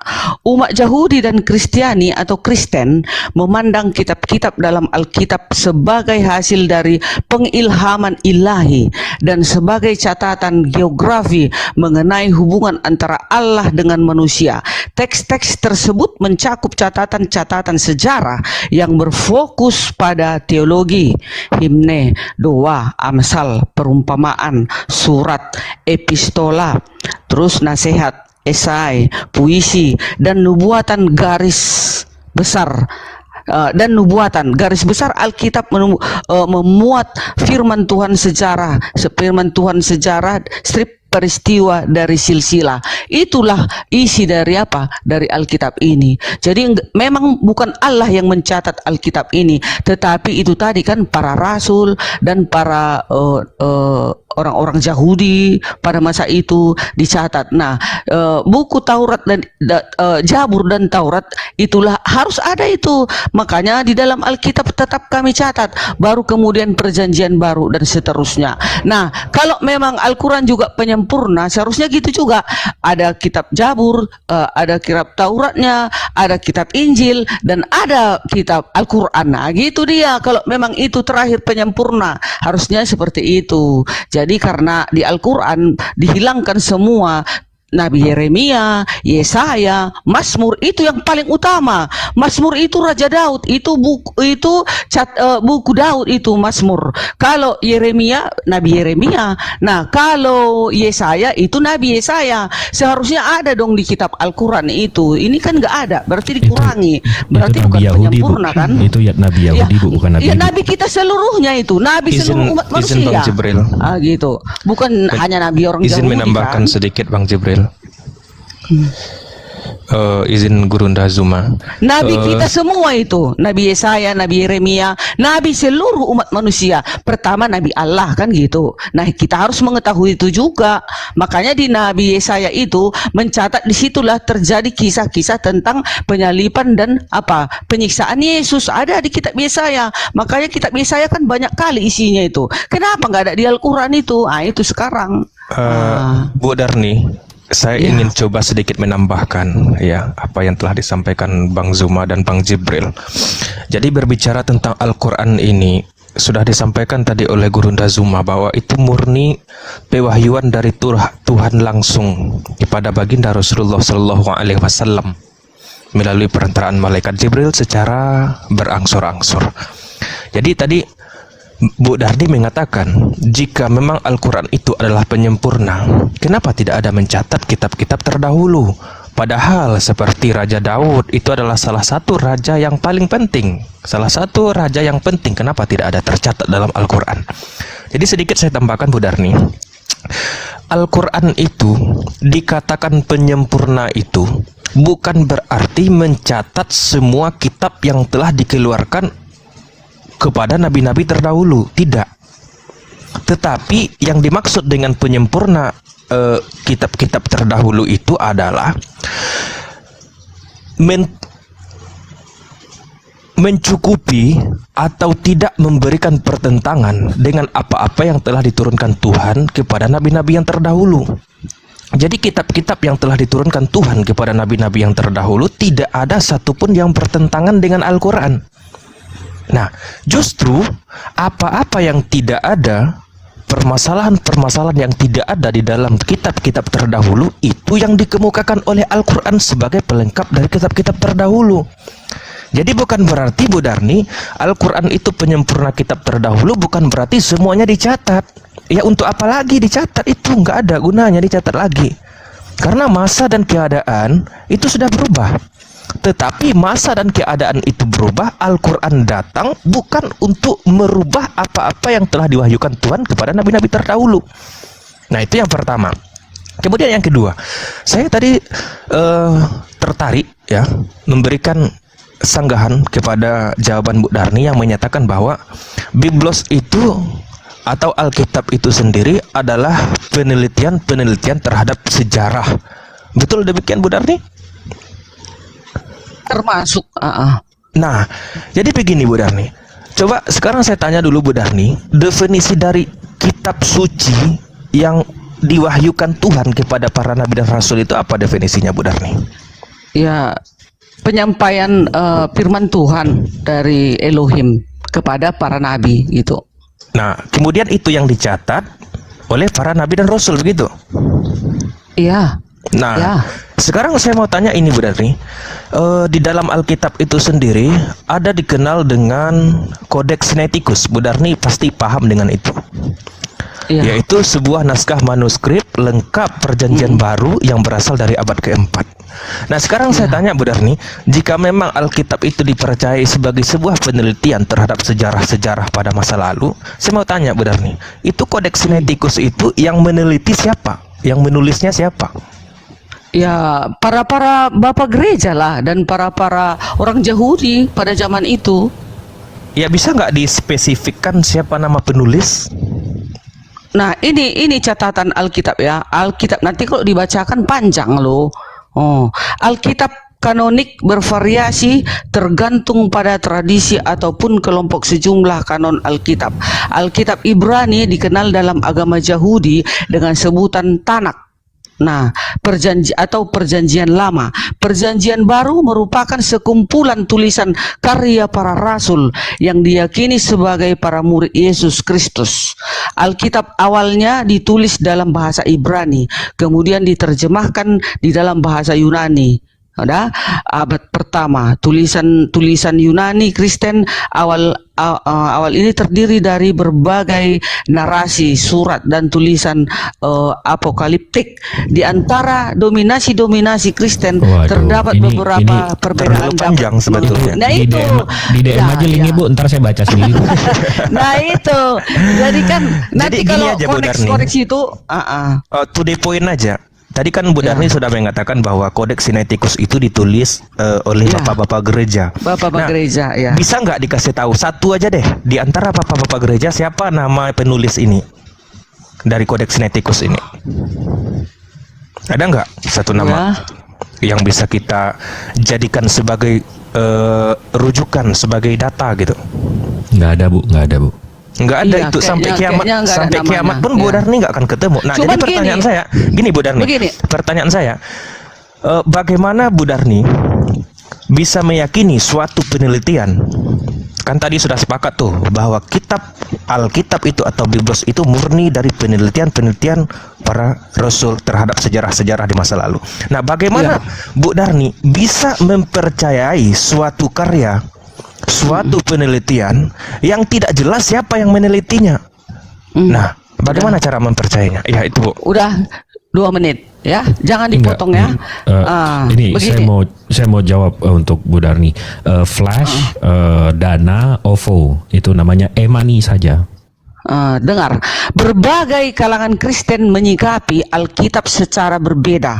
Kalangan Kristen Katolik, Roma, dan semua bapak-bapak gereja didudukkan di situ. Udah, setelah mereka didudukkan, maka buku itu bukan sembarangan dicatat. Ini Alkitab ini, itu bapak-bapak gereja dari segala dominasi itu dikumpulkan. Mereka sepakat. Nah, setelah sudah sepakat mereka di kursi, di meja bundar, maka ini dicatat dan dicetaklah buku ini. Ini sudah disahkan ini. Bukan main-main, bukan kaleng-kaleng, bukan ejeknya aku sendiri aja mencatat sendiri, bukan. Ini semua dominansi gereja itu berkumpul itu di suatu rapat mereka. Nah, dikumpulkan nanti dari segala penjuru dan mereka mensahkan bahwa ini harus dicatat. Gitu. Coba jadi kalau ada pun satu di antara yang lainnya, siapa nama bapak-bapak gereja yang melakukan meja bundar, konferensi pers untuk menulis kitab Codex Sinaiticus ini?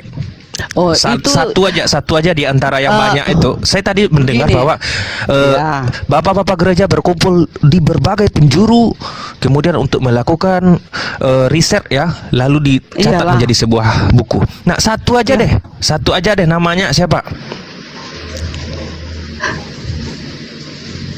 Ayo. Nah, begini loh teman-teman, ini kan buku ini, Alkitab ini, kan ini sudah disahkan dunia. Jadi kami ini sudah menerima dan sudah mengimani. Kalian bertanya seperti itu, mana namanya, mana ini namanya, mana ini. Itu kan, itu pertanyaan kalian itu kurasa sangat menganehkan. Nanti kalau kutanya seperti yang kutanya seperti tadi Daud itu kenapa ada di situ, kalian bisa menjawabnya. Oh, itu salah tulis, itu kan hadis, itu salah translate. Itu kan hadis. Al-Quran kan kita ngebandinginnya sama Al-Quran. Mau saya tunjukin Al-Quran abad pertama Hijriah, saya cocokin sama Al-Quran sekarang. Mau saya cocokin, Bu? Nah, itu kan di pihak kalian lah itu saya. Sekarang ini Alkitab kami ini. Nah, Ibu nggak bisa digituin. Biblos Ibu nggak bisa digituin. Bukan, aku kan menerangkan. Kalian kan bertanya, nah aku terangkan bahwasanya kenapa Alkitab ini sudah terbukukan dan sudah tercatat.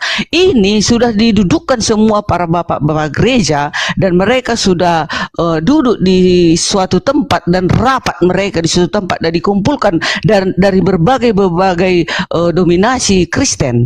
Mereka itu membuat buku ini seperti sekarang ini ada lagi Alkitab yang baru contoh. Nah, itu nggak bisa itu asal dicetak sendiri itu satu orang, tidak. Itu semua dikumpul lagi tuh bapak-bapak gereja itu. Maksudnya bapak-bapak gereja pendiri ketua-ketua organisasi Kristen ini dipanggil, didudukkan mereka, dan kalau ada pun perubahan itu semua hadir di situ. Nggak boleh sembarangan satu orang memindahkan itu, mencetaknya itu di mesin cetak. Oh, tidak bisa, tunggu dulu dipalu, dicatat, baru ditulis ini Alkitab, baru beredarlah dia seperti itu. Itu yang kami imani, yang saya tahu. Nah, kalau masalah siapa namanya, nanti saya carikan lagi namanya. Nah, itu. Tetapi jelas gitu. Sampai kiamat pun Bu Darni nggak akan bakalan ketemu. Tapi kalau mau coba ya nggak apa-apa dulu. Iya kan, banyak dia loh, namanya juga sini kan sudah bertahun-tahun, beribuan tahun, ya kan. Jadi kan ini sudah disepakati ini semua, makanya ini terdapatlah jadi Alkitab, dituliskanlah di sebuah Alkitab. Nah, ini bukan satu orang mencatatnya ini kan. Nah, sudah saya baca tadi dari bervariasi gereja. Sudah dikumpulkan itu Alkitab ini dan dicatatkan. Itu dia. Pertanyaannya udah dijawab ya. Pertanyaan Ibu Darni kami sudah jawab ya. Ya toh. Sebenarnya kalau Ibu Darni membawa pertanyaan itu, berarti di dalam Al-Quran tidak ada menyebutkan kisah Daud.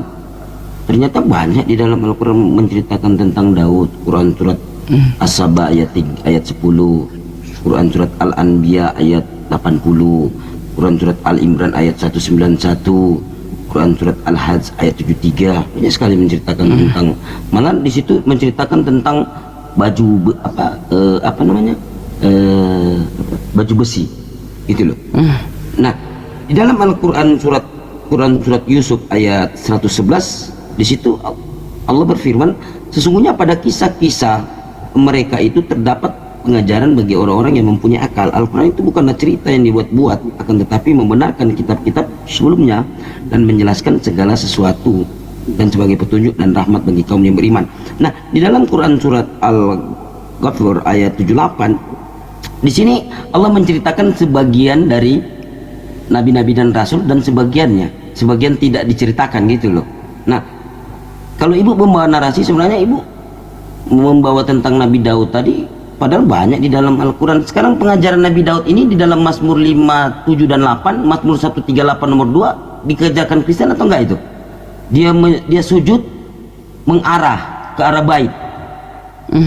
Nah, sujud menyembah ke arah bait, Mazmur 138 nomor 2, Mazmur 5, 7, dan 8 gitu loh. Ibu kira-kira Kristen mengikuti itu enggak? Ya, Kristen mengikuti. Bait itu artinya